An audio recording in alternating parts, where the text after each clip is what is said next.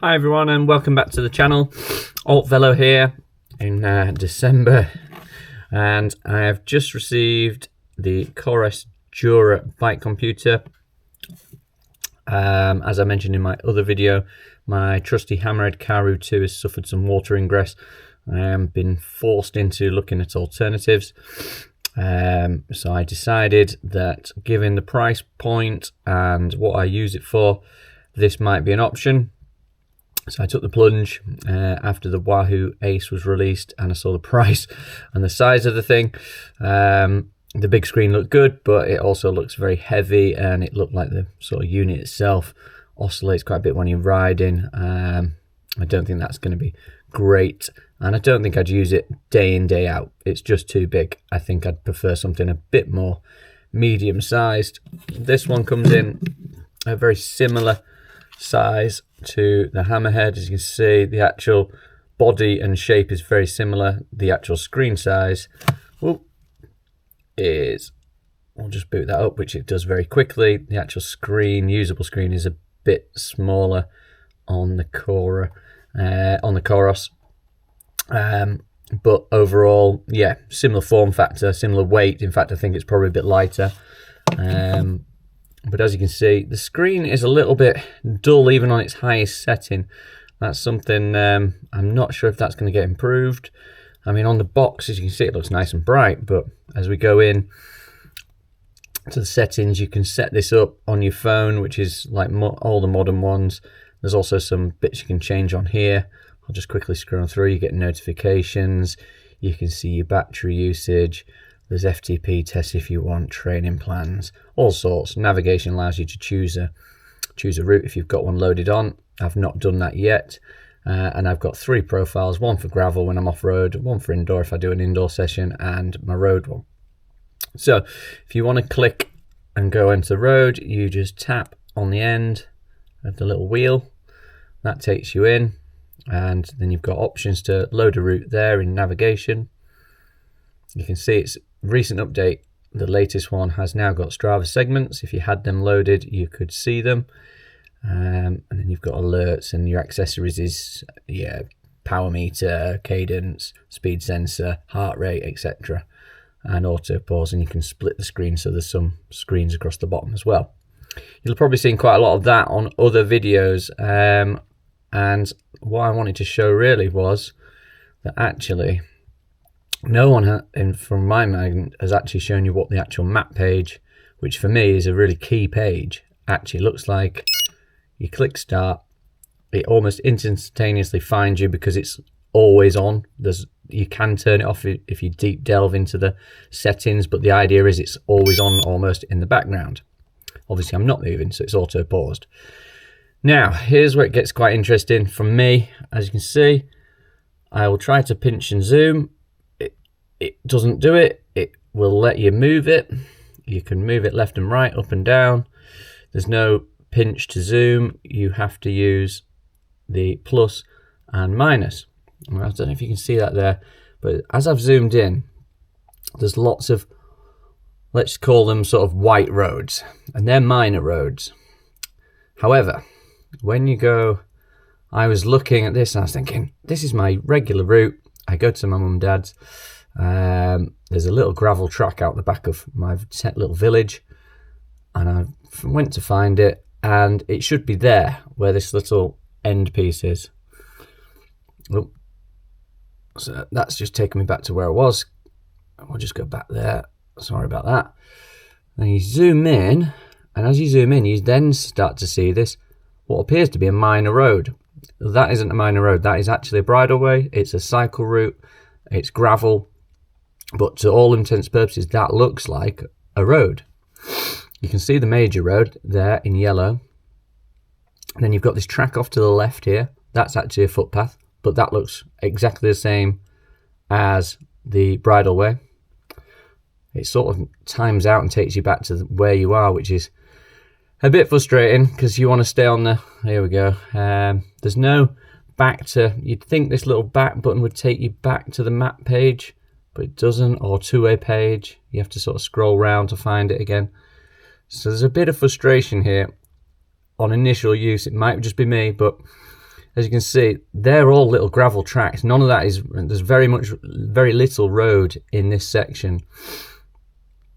So we were going up here, and yeah, and as you can see, this is a minor gravel road. Eventually, this is all footpath, these little tracks here, and eventually you get to another minor road. So from a route sort of perspective of riding along, you would hopefully, there we go, it's time back to the beginning. You could plot it online on Strava or on the Dura app. It's on the Coros Dura, on the app, and you would know that that was going to be a gravel path. But if you're just riding along and you think, oh, cut through there, you could ride down it. It starts out as a minor road. It could become gravel. It could become a footpath, and you'd be none the wiser because there's no colour delineation to sort of tell you that that is the way, or that is the fact that that's a bridle way. So I don't like that. There's no street names. I'm not so bothered about that. Some people have kicked up a bit of a fuss, but it's very rare that you actually navigate and go, I'm going left onto the avenue and then I'm turning right onto this road. You'd normally just say I'm turning left, turning right, and it would prompt you. And I'm not bothered about the names per se. The other bit in it is, as you can see, it's quite laggy to move across. It's not the fastest. It's not the worst, but it's a little bit slow. And as you zoom out, you can only go sort of 2-3 clicks out, and then that's your limit. So where I am here to where I normally ride to my parents is about 5-6 miles. So yeah, that's about as much as the circle around that you can see yourself. And as you can see, it's just a little laggy. I mean, look. Check the blues out, the blue on there versus the blue on the box, and you can see it keeps reverting back to, if you get your finger in not the right place, you can see it's just not what it seems. So that's another thing. The colours, I mean, there's no way of knowing if that's a really main road or there's a slight change in colour, but again, it's not, I wouldn't say it was as clear as it could be. Obviously, it's got pros. The pros are the battery life. Every reviewer going has said, yeah, battery life amazing. I do like this wheel for changing through the pages. It's quite intuitive. It's quite quick. It rolls through. Like I say, I'd prefer this back button to take you back to your first page. That would be handy.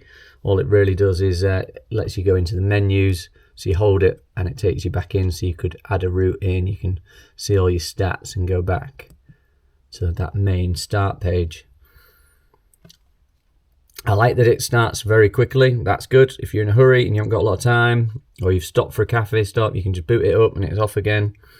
And it was very straightforward from a sort of point of view of setting it all up. I just downloaded the Coros app and paired the two together.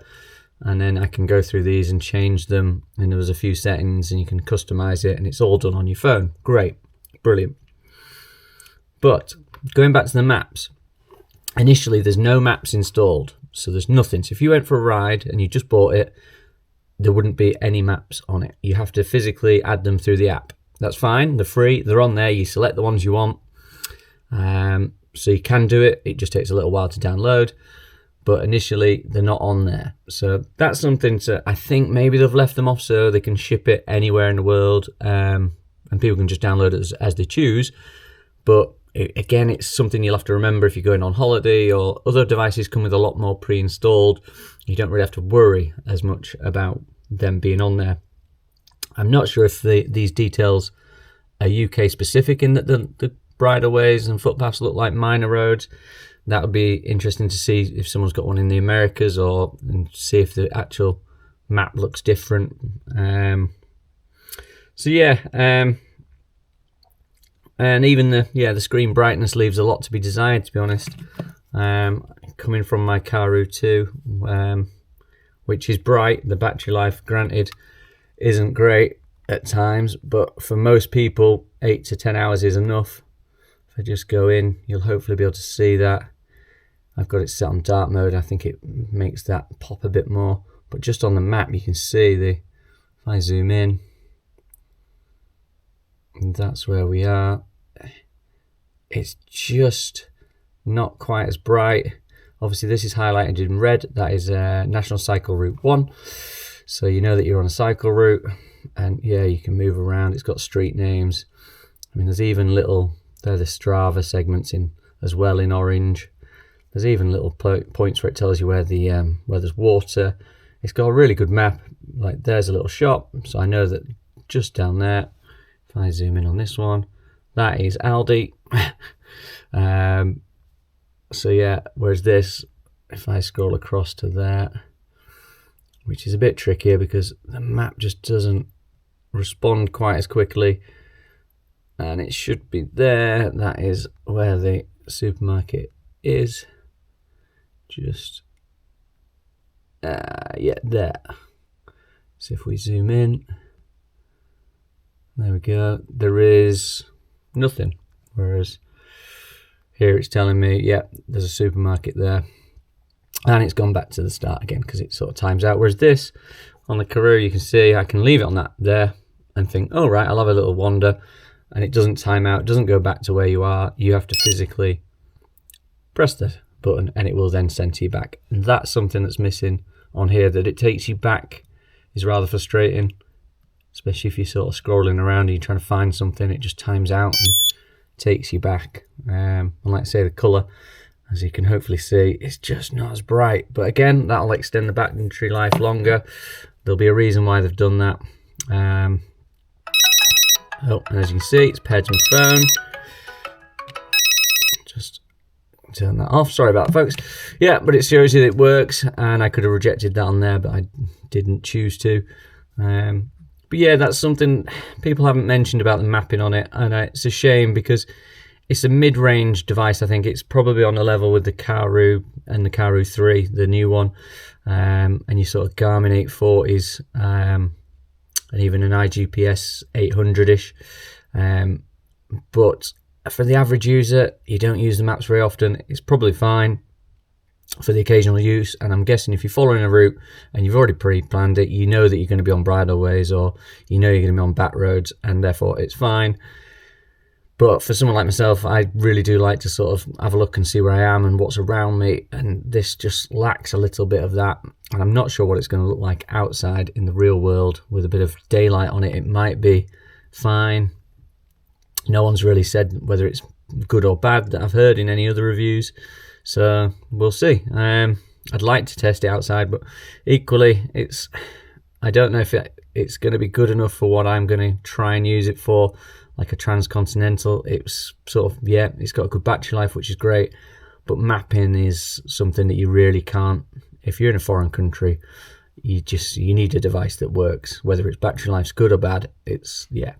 It just needs to work and be user friendly. And I think this just has a few little gripes that hopefully, I mean, they've had a lot of updates. Maybe this will be one of the updates. I've only had it a day, and I've messaged them about these things just to say, could you maybe change a few bits? I don't like how it recenters you. That's really frustrating. Like I say, I want to be able to leave it up here and go, all right, there's that. And after a few seconds, it's going to take me back to the start, as you'll see, like that. I don't know if that's in a setting. Maybe I could change that. There might be a setting to change it. I haven't deep delved into it yet. As anything, I usually don't use the instructions. I just go, let's get in there. Let's see how easy it is to use. But yeah, like I say, love this wheel. The wheel's really good. When you finished a ride, just press the button. Oh, not that one. Not that one either. Hang on. And that's paused. A way of ending it. Yes, there we go. Press it once. Scroll down to finish. Long press. That's so you don't make a mistake. And then I'm just going to bin that because that's me done. So it started yesterday with 76%. It's down to 69%. I've not really been anywhere, but I have been playing around with it, downloading maps. Like I say, I'm playing with the settings and playing with that map page. To see if it gets any better. There are a load more settings and loads more profiles. You can have mountain bike, e-bike, all sorts of things. And then eventually, if you leave it long enough, it just times out and goes to sleep. And the next time you want it, you just press the little button on the side and that wakes it back up again. And it, like I say, it's instantaneous more or less, and it's good to go. So yeah, I hope you enjoyed that review. If you've got any comments or you want me to check out anything else, just put them in below. Oop. And I'll see you on the next time. Ciao for now. Bye.